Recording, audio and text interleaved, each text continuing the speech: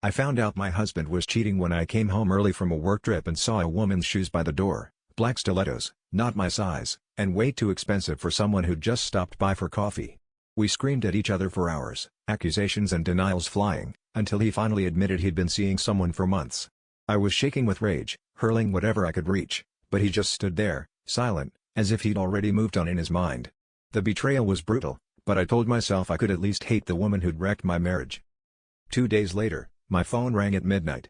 Her voice was weirdly calm on the other end, and she asked if I'd meet her. I almost hung up, but curiosity and anger dragged me to the coffee shop, hair still wet from the shower, heart pounding.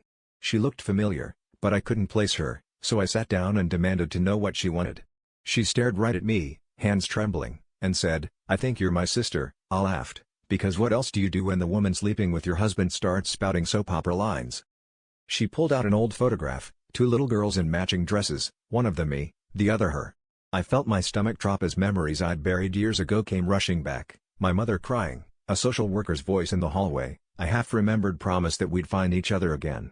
My husband had never known about my family history, and I never thought I'd see my sister again, let alone discover her this way.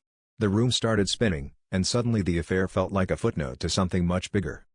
I left before she could say anything else, stumbling into the cold night, my whole life shattering in a way I hadn't thought possible.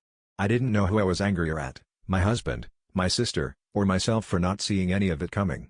Now I'm stuck between the person I was supposed to hate and the person I'd spent my whole life missing, trying to figure out if blood is really thicker than betrayal.